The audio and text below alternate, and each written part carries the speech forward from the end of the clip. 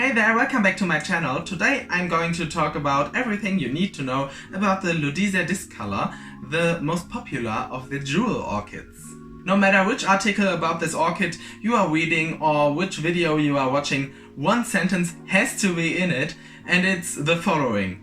The Ludisia discolor is not kept for its flowers, but for its beautiful foliage. And I mean, yeah, sure.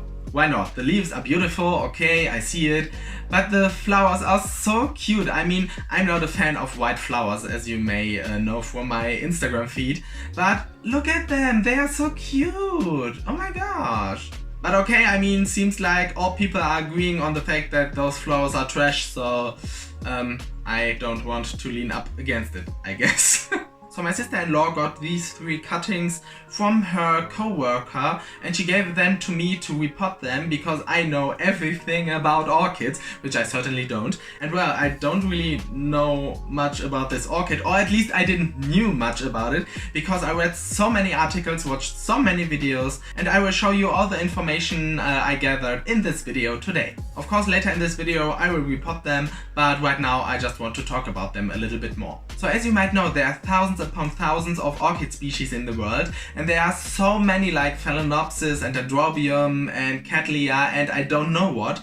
But actually there are only 2 types of Ludisia orchids in the world, or at least known types of Ludisia in the world. It's the Ludisia vervaini, I guess you call them, and the Ludisia discolor, but this Ludisia is the only one that gets cultivated and distributed all over the world. Most orchids you can buy are epiphytes, so they are growing on large trees attached to them in the rainforest or I don't know where. But unlike these, this Ludisia is actually a terrestrial orchid, so it's growing along the forest floor, and it doesn't really get all that high, not like other orchids. It's only about 20 to 25 centimeters high. They are growing more like outwards than they are growing in height. However, as any other orchid too, this orchid has its growth pattern as well. It will bloom in the beginning of the winter, and I'm recording this in mid-January, and as you can see the flowers are on their way out, so it's about right. And when the flowers are gone, it will actually start its vegetative growth, so it will grow new shoots and new roots and new leaves. That is until the winter comes and the cycle repeats over and over again. So I actually mentioned some keywords here, and one of the keywords is terrestrial, or the biggest keyword is terrestrial. That means that you cannot grow this orchid in orchid bark because it will dry out way too quickly. It needs so much moisture, so that's why you can actually use just normal soil for their growth. However, you should loosen it up a little bit with, for example, lacquer or ceramis, that is, or you can use perlite, it doesn't really matter. The thing is that you should loosen it up a bit because it actually grows on the forest floor, and the forest floor isn't really compacted, but it's very loose and aerated, and that's why you should loosen up your soil a little bit. Of course you can use sphagnum moss as well. The only downside is that sphagnum moss can dry out fairly quickly depending on your environment, and you have to look out for it, not that it dries out too quickly, killing your plant. You don't really want that. So when it comes to watering, you have to look out a little bit, because when the orchid gets too dry, the roots will actually suffer and the plant will die. So you really have to pay close attention. When the medium is dry on the top and a little bit damp on the bottom, you can water it again, but you really have to pay attention so that the roots don't dry out. As far as I read, you can use tap water for it. Of course, depending on where you live, you may be not that comfortable with using tap water. I mean, rainwater is ideal, as well as distilled water or reverse osmosis water. Or at least that's what I read from all the articles and videos. So if it really doesn't work out for you, please use distilled water and no tap water. So I'm not in charge of your dead plant.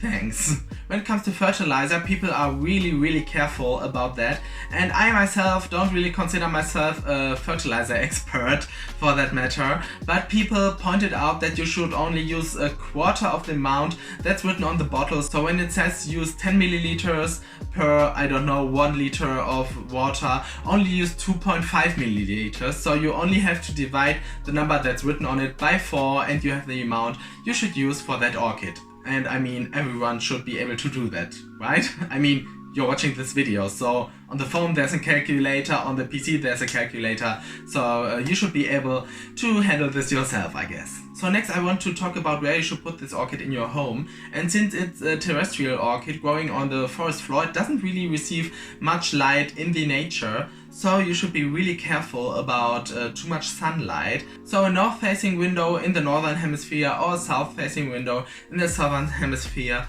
should be perfectly fine for this orchid. Of course, you can grow it in a western or eastern exposure as well, but you have to be very careful because this orchid can't really handle that much sunlight. I mean, there are very few orchids who actually can tolerate much sunlight, but this one really is not one of them. Additional to that, you should have at least 70 to 80% humidity in the air. People are a little divided about that. Some people say they need at least 90% to thrive. Other people say, oh, I grow them in 20% and they are perfectly fine. So maybe 90% would be ideal, but you can get away with way less. But I really wouldn't go below 60 or 50. In my home I have between 50 and 60, and at least here in the water propagation it's doing quite fine. So water propagation is the key word, because this plant is actually so easy to propagate. It's like your Christmas cactus or your pothos, or I don't know what else you can propagate very easily, but you just take a cutting, put it in water and wait for roots to grow, or you can actually put it directly into sphagnum moss or soil, depending on what you want to do with it, and it will grow. So that's so fascinating to watch, because people all around the world have success with so many different methods, and I was so confused because you can't really do that with any other orchid, but well, okay, why not? I mean, I was so confused when my sister-in-law handed this to me and I thought, wait, that's a Ludisia discolor, why is it in water propagation? But I really didn't know much about this orchid at the time, but as I said, I read so much about it and now I'm like, yeah, cool. But yeah, just as I said, you can propagate it very easily, and as you can see, it's thriving in this little cup of water here. So now I actually talked about everything I wanted, and now we will put those down on the table. So before I will pot those cuttings, I will actually remove the flowers, because I said earlier that when the flowers are fading, it signals the orchid that it has to produce new roots, new leaves, and this is exactly what we are going to do when we remove the flowers. So sorry, but you have to go. Snip, snip, snip. Okay. And by the way, they don't have any smell or something, so it's just the flowers and no fragrance, so it's alright. So now I got two pots here, one for me and one for my sister-in-law. I'm actually allowed to take one of these and I'll just take the smallest of them, but you will see a little bit later. So usually I'm using sphagnum moss for something like this, but I just want to try it with soil, and as you can see I have 3 parts soil and 2 parts lacquer, and that should do the trick, I guess. Now I'm just filling up the pots and I'll just put the cuttings into them. Now we'll take them out of the glass, and as you can see, her co-worker actually put the leaves in the water as well, and now they are all mushy. But okay, we just remove them. And as I said, I want to take the smallest one, so that's this one right here, and I will just place it in my little pot. Just cover up the roots, and that's it. Now for my sister-in-law, I'll just do the same. I'll just put them in here. No need to be extra careful, but a little bit.